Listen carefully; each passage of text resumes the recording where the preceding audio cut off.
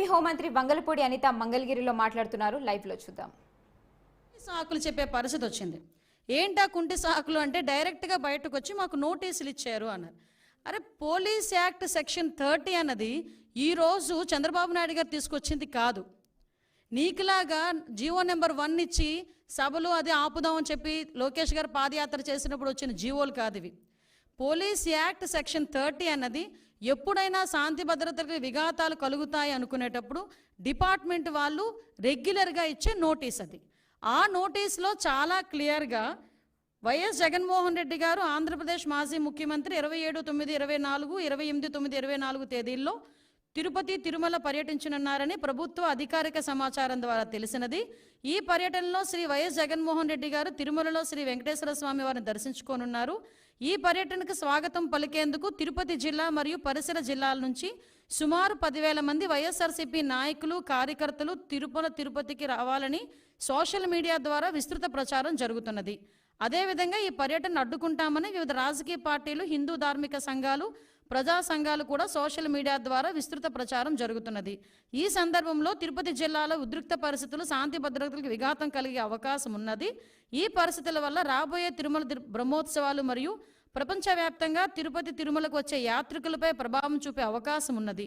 అదేవిధంగా గౌరవ తిరుపతి జిల్లా సూపరింటెండెంట్ ఆఫ్ పోలీస్ వారు తిరుపతి జిల్లాలో సెక్షన్ 30 పోలీస్ యాక్ట్ను అమలు చేసి ఉన్నారు. కావున తిరుపతి జిల్లాలో ఎటువంటి ర్యాలీలు, సభలు, సమావేశాలు, భారీ జనసమూహాలు ముందస్తు అనుమతి లేకుండా జరుపుటకు నిషేధించబడినది. ఇట్టి నిబంధనలు ఎవరైనా అతిక్రమించిన ఎడల వారిపై చట్టపరమైన చర్యలు తీసుకొనబడును. కావున అన్ని వర్గాల వారు తిరుపతి జిల్లాలో శాంతి భద్రత పరిరక్షణకై పోలీసు వారికి సహకరించాల్సిందిగా కోరడమైనది. ఇది నోటీస్.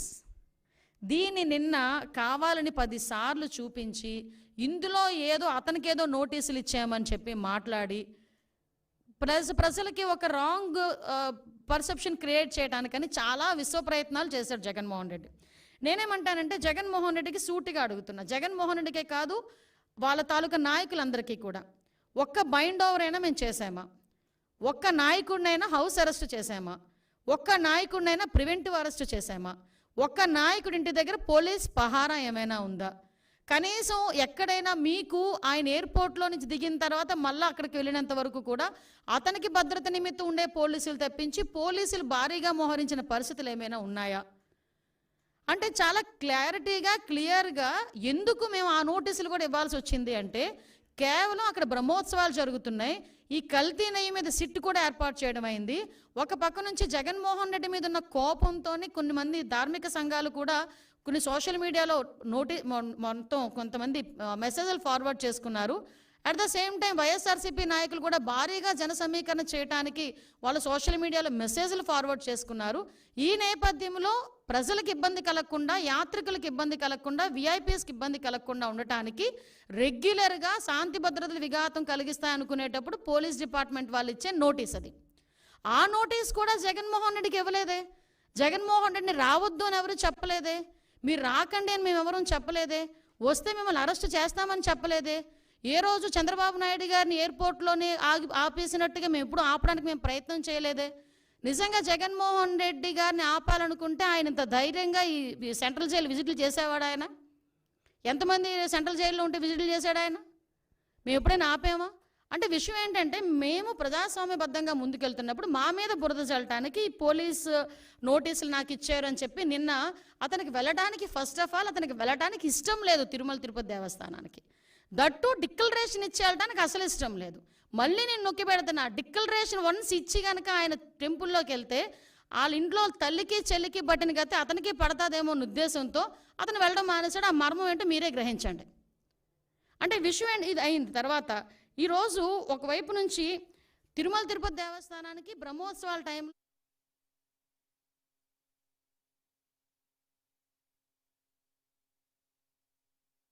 నేపథ్యంలో మేమందరం కూడా ఎట్టి పరిస్థితుల్లోని విఘాతాలు, శాంతి భద్రతలు విఘాతం కలిగించకూడదని చెప్పి నోటీసులు ఇస్తే దాన్ని ఈ రకంగా మాట్లాడి టాపిక్ని డైవర్ట్ చేయడానికి నోటీసుల వైపు తీసుకొచ్చాడు. ఇతగాడు మళ్ళీ మేమేదో డైవర్షన్ పాలిటిక్స్ చేస్తున్నామని మాట్లాడతాడు. అరే, ఇప్పటికీ కూడా మేము స్టాండ్ అయి ఉన్నాం. కల్తీ నెయ్యి ఉంది. కల్తీ నెయ్యి అయితే లడ్డూ ప్రసాదంలోని కల్తీ నెయ్యి చేర్చారు, కల్తీ నెయ్యితో ప్రసాదం తయారు చేయబడింది. దాని గురించి అని ముఖ్యమంత్రి హోదాలో ఉన్న చంద్రబాబు నాయుడు గారు కానీ, ఉప ముఖ్యమంత్రి హోదాలో ఉన్న పవన్ కళ్యాణ్ గారు కానీ, లోకేష్ బాబు గారు కానీ మేమందరం మాట్లాడుతున్న ఈ నేపథ్యంలో దాని గురించి మాట్లాడండి అంటే, దాని గురించి మాట్లాడకుండా నేను మెట్లు ఎక్కుతాను, ఏంటది దర్శనానికి వెళ్తాను అని చెప్పి డైవర్ట్ చేయడానికి ప్రయత్నం చేసింది నువ్వు. ఈరోజు మళ్ళీ తిరిగి డైవర్షన్ పాలిటిక్స్ అని చెప్పి మా మీద మాట్లాడే పరిస్థితి కనిపిస్తూ ఉంది.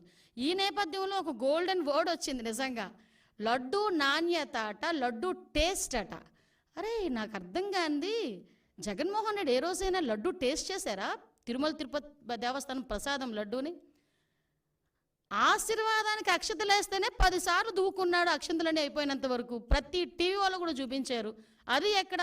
మండపంలోనే. ఎక్కడ ఆశీర్వాదం ఇచ్చిన ఆ మండపంలోనే. ఇంకా సాల్వ్ అయ్యక ముందే అక్షంతలు వేసిన దానికి, ఆ పంతులు అక్షంతలు వేసిన దానికి మనమైతే ఆ అక్షంతలు ఎప్పుడు ఉంటాయా?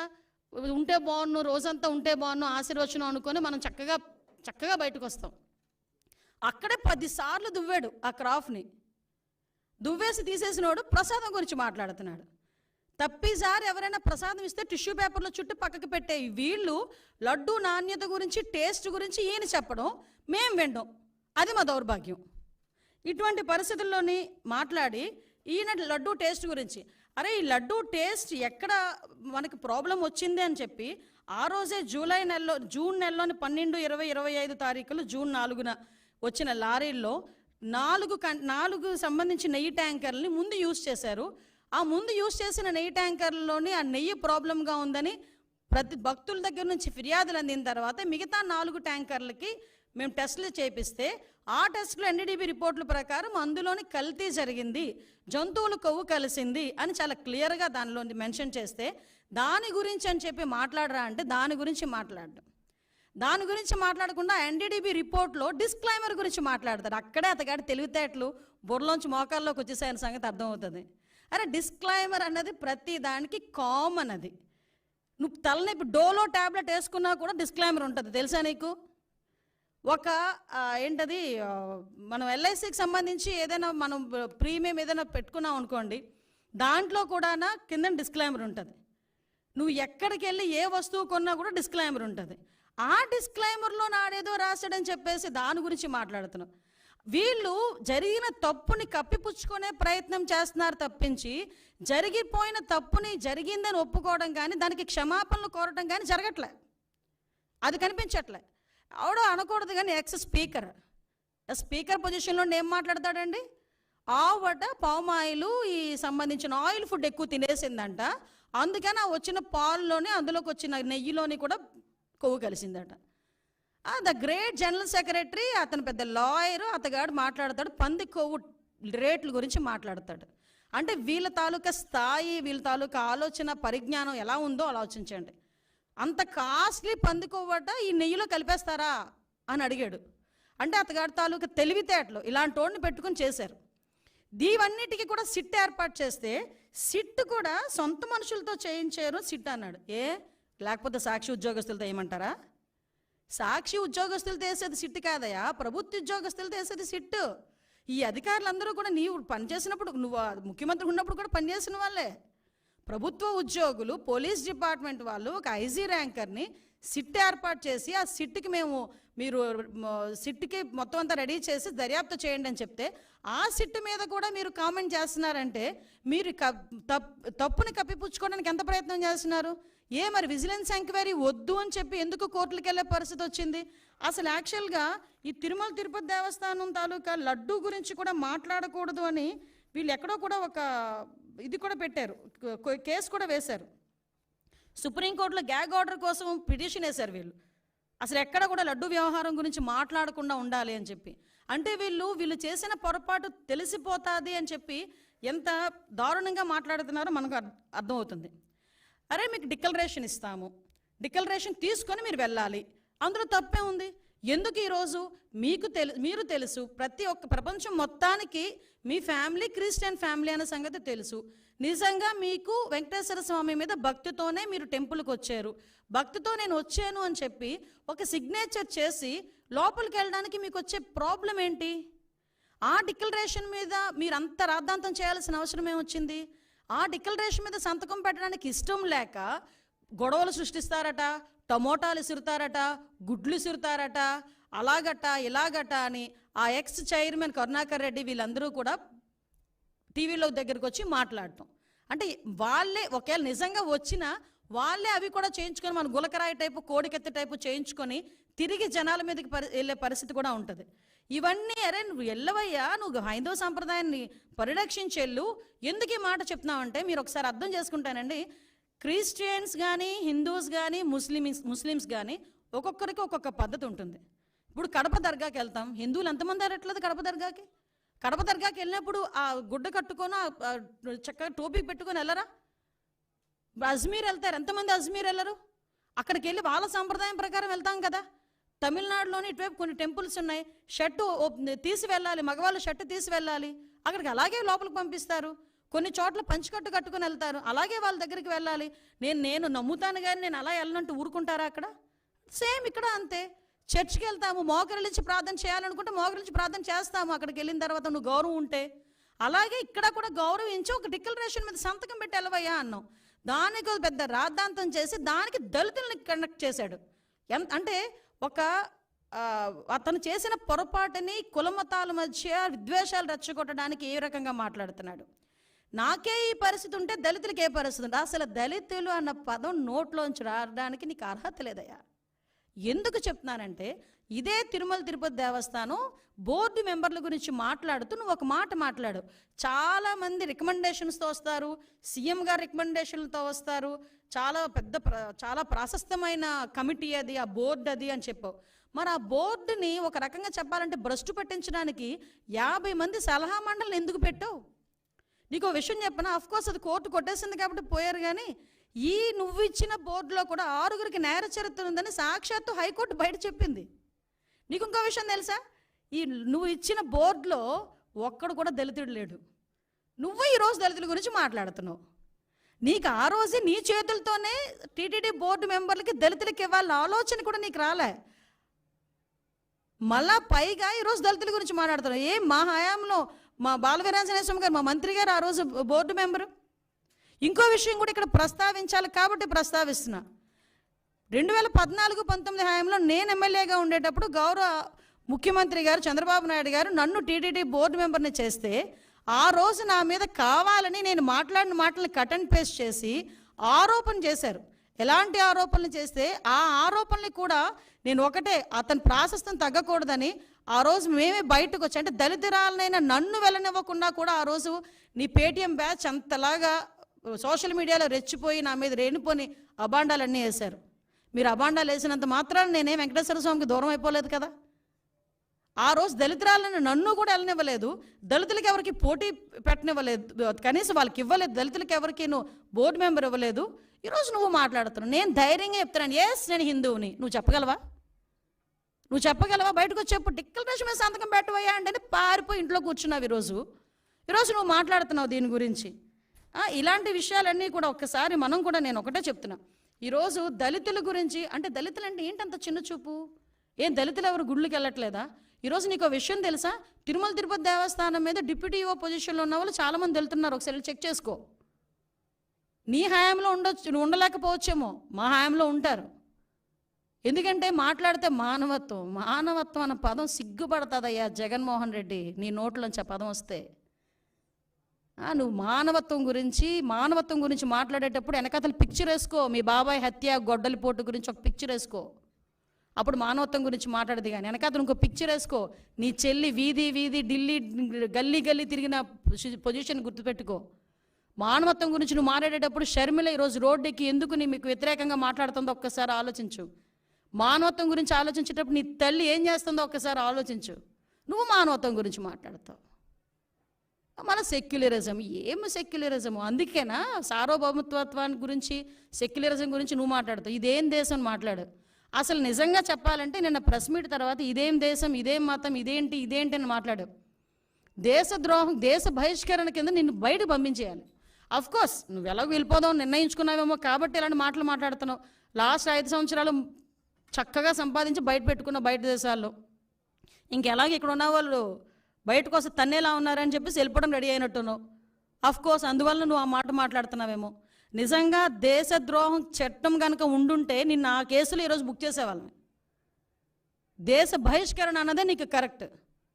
భారతదేశంలో పుట్టి భారతీయుడిగా ఉండి ప్రపంచంలో ఏ దేశం వెళ్ళినా కూడా నేను భారతీయుడినైనా సగర్వంగా నాకు తలెత్తుకుని తిరిగే ప్రతి భారతీయుడు సిగ్గుపడేటట్టుగా భారతదేశంలో ఉండి అదే ఆంధ్రప్రదేశ్ ముఖ్యమంత్రిగా చేసే 5 సంవత్సరాలు ఈరోజు నువ్వు ఇదేం దేశం అని అడుగుతున్నావంటే నిన్ను దేశ బహిష్కరణ కాకుండా ఇంకేం చేయాలి? అది నీ తాలూకా దేశభక్తి. నువ్వు సెక్యులరిజం గురించి మాట్లాడతావు, మానవత్వాల గురించి మాట్లాడతావు. కాబట్టి నేను అడిగేది ఏంటంటే ఇప్పటికైనా మళ్ళీ చెప్తాను, నేను ఎవ్వడూ ఆపట్ల. వెళ్ళు, ఈ రోజుకే వెళ్ళు. నువ్వు ఎప్పుడు వెళ్తానంటావో చెప్పు. మాజీ ముఖ్యమంత్రి హోదాలో, ఎమ్మెల్యే హోదాలో నీకు ఎలాంటి దర్శనం కావాలంటే ఆ దర్శనం ఇస్తావు. అజయ్ కలాం లాంటి వాళ్ళే డిక్లరేషన్ పెట్టేసుకెళ్ళారు. షారుఖ్ ఖాన్ వచ్చారంటే డిక్లరేషన్ పెట్టుకుని వెళ్ళారు. ఇందిరాగాంధీ గారు వచ్చి సోనియా గాంధీ గారు వచ్చి డిక్లరేషన్ మీద సంతకం పెట్టుకుని వెళ్ళారు దర్శనానికి. వాళ్ళందరికీ నమ్మకం ఉండబట్టే వెళ్ళారు. నువ్వు డిక్లరేషన్ మీద సంతకం పెట్టి దేవుడు అంటే నాకు నమ్మకం ఉంది, ఆ దేవుడు అంటే నాకు అపారమైన గౌరవం ఉంది, ఆ దేవుడు తాలూకా గౌరవాన్ని కాపాడుతానని చెప్పి ఒక చిన్న డిక్లరేషన్ మీద సంతకం పెట్టి దర్శనానికి పో. నేను వెనకాల ఎంతమంది తీసుకెళ్ళి వాళ్ళందరికీ ప్రోటోకాల్ దర్శనం చేపిస్తాం. అంతే తప్పించి ఈరోజు నువ్వు ఇష్టం లేక, హిందుత్వాన్ని గౌరవించే సత్తా లేక, గౌరవించడం కూడా ఇష్టం లేక ఈరోజు తిరిగి మా మీద బురద చల్లడానికి ప్రయత్నం చేసే పరిస్థితి ప్రజలందరూ కూడా గ్రహించున్నారు. దయచేసి ఇలాంటి వాటి మీద పక్కన పెట్టి నువ్వు ఎప్పుడు వెళ్తానన్నా కూడా మేము చక్కగా మేమందరం వెల్కమ్ చెప్తాము. వెళ్ళి డిక్లరేషన్ మీద ఎనీ టైం డిక్లరేషన్ మీద సంతకం పెట్టి నువ్వు వెళ్ళొచ్చు అని చెప్పి జగన్మోహన్ రెడ్డి గారికి తెలియజేసుకుంటూ ఒకటి మాత్రం చెప్తున్నానండి, మన భారతదేశంలో అన్ని మతాల వాళ్ళని కూడా సమానంగా గౌరవించే పరిస్థితి ప్రతి ఒక్క భారతీయుడికి ఉంటుంది. గౌరవించి తీరాలి. ప్రతి ఒక్క సంప్రదాయాన్ని గౌరవించి తీరాలి. హిందువులోని కూడా చాలా సాంప్రదాయాలు ఉంటాయి, ఆ సాంప్రదాయాలను కూడా మనం గౌరవిస్తాం. అటువంటి పరిస్థితుల్లో ఒక కలియుగ వెంకటేశ్వర స్వామి అంటే ప్రపంచంలోనే ప్రాశస్తమైన గుడి. చాలామంది మొక్కుబడులు ఏ రేంజ్లో తీర్చుకుంటారంటే కొంతమంది ఎక్కడున్నా ప్లస్ కాలినడకన వస్తారు, కొండ మీదకి కాలినడకన ఎక్కుతారు, మోకాళ్ళ మీద నుంచి ఎక్కుతారు కొంతమంది. అంతమంది నమ్మకం ఉన్న, అంతమందికి ఆశీస్సులు ఇస్తున్న ఆ కలియుగ వెంకటేశ్వర స్వామి విషయంలో ఆ గౌరవాన్ని, ఆ ధర్మాన్ని పాటించకపోతే ఒకటేంటంటే ప్రజలు చూస్తున్నారు, ఆ దేవదేవుడు కూడా చూస్తాడు.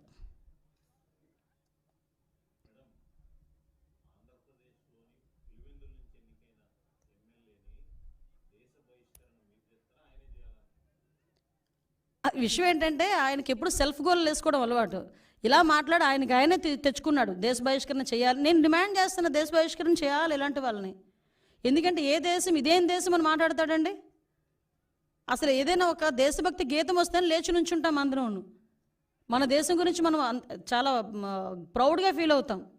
అటువంటిది ఇదేం దేశం అని మాట్లాడుతున్నాడంటే దేశ బహిష్కరణ. ఈరోజు ప్రజలందరూ కూడా దేశ బహిష్కరణ చేయాలి కంపల్సరీగా అలాంటి వాడిని.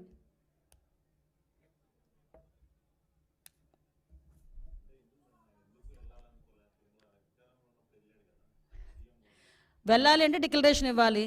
డిక్లరేషన్ ఇచ్చి వెళ్తే కనుక పరిస్థితి ఏంటో ఆలోచించండి ఒకసారి. ఇన్ని రోజులు ఎందుకు కనీసం ప్రసాదం తినడానికి కూడా అంటే ఇతగాడి పరిస్థితి ఎలా ఉంటుందంటే దేవుడైనా నా గుమ్మం దగ్గరికి రావాలనుకునే తత్వం అండి. అందుకే తాడేపల్లి ఇంటి దగ్గర తీసుకొచ్చి గుళ్ళు కట్టించుకున్నాడు, సెట్టింగ్లు వేసుకున్నాడు. కట్టించుకోవడం కూడా కాదు, సెట్టింగ్లు వేసుకున్నారు. సెట్టింగ్ అంటే అప్పటికప్పుడు ప్రజలకి మీడియాకి చూపించేసి మళ్ళీ సెట్టింగ్ తీసివచ్చు. అదే తాడేపల్లి ఇంట్లో ఒక గుడి కట్టుకోమనండి, పర్మనెంట్గా ఒక వినాయకుడు గుడో లేకపోతే ఒక వెంకటేశ్వర స్వామి గుడి కట్టుకోమనండి, కట్టుకోగలడా? సెట్టింగ్లు అయితే వేసుకుంటాడు. ఎందుకు? జనాలకు చూపించుకోవడానికి. అదే జనాలకి ఆ రకంగానే 2014-19 మధ్యలో కూడా పిండ ప్రదానాలని అవని ఇవని ఆ స్వామీజీల దగ్గరికి వెళ్ళి ఈ స్వామీజీల దగ్గరికి వెళ్ళడం చేసి ఒక రకమైన క్రియేట్ చేశాడు. మళ్ళీ ఈరోజు డిక్లరేషన్ ఇచ్చి వెళ్ళమంటే ఎందుకంత ప్రాబ్లం? అతను డిక్లరేషన్ ఇచ్చి వెళ్ళడు అతను, ఎందుకంటే ఆ హిందుత్వం మీద అతనికి ఆ గౌరవం లేదు.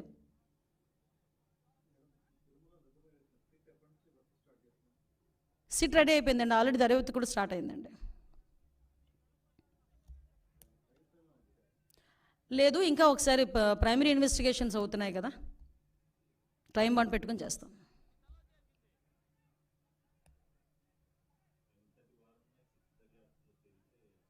ఎలాంటి వారైనా ఏ పొజిషన్లో ఉన్నా ఈ సిట్టు దర్యాప్తులో కనుక తప్పు చేసాడు అన్న సంగతి తేలితే శిక్ష తప్పదు. ఎందుకంటే ఇది సెంటిమెంట్తో కూడుకున్న వ్యవహారం. ప్రజల మనోభావాలు, హిందువుల మనోభావాలతో కూడుకున్న వ్యవహారం ఇది. ప్రపంచవ్యాప్తంగా చాలామంది సెలబ్రిటీలు ఏమి జరుగుతుందన్న ఒక ఉత్కంఠతో చూశారు లాస్ట్ టైం.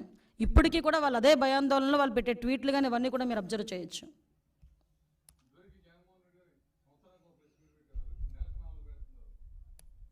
అంటే నాకు తెలిసేది కూడా నెలకి 4 కూడా క్లోజర్లో పెడుతున్నారట.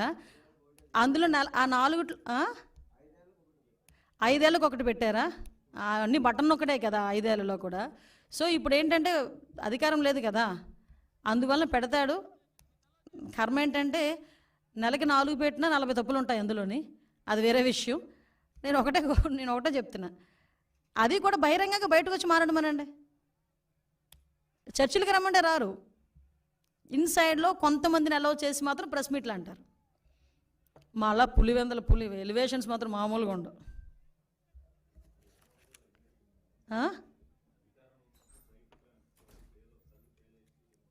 సింపతి అబ్బా, సింపతి యాక్టింగ్, అది మామూలు యాక్టర్ కాదు జగన్మోహన్ రెడ్డి.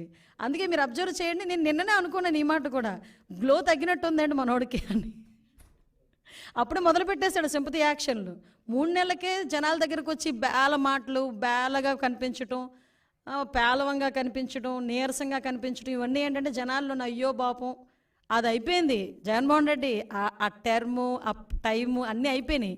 ఇంక నువ్వు ఎన్ని ఆశాలు వేసినా జనాలు నమ్మే పరిస్థితులు అయితే లేరు.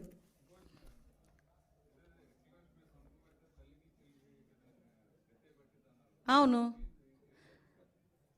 ఏమండి మీరు నా చేత చెప్పిస్తారు కానండి, ఒక్కసారి సోషల్ మీడియా ఓపెన్ చేయండి, నా చేత చెప్పించాలని చూస్తున్నారు మీరు. మా భారత కూరుకుంటుందా ఏంటి?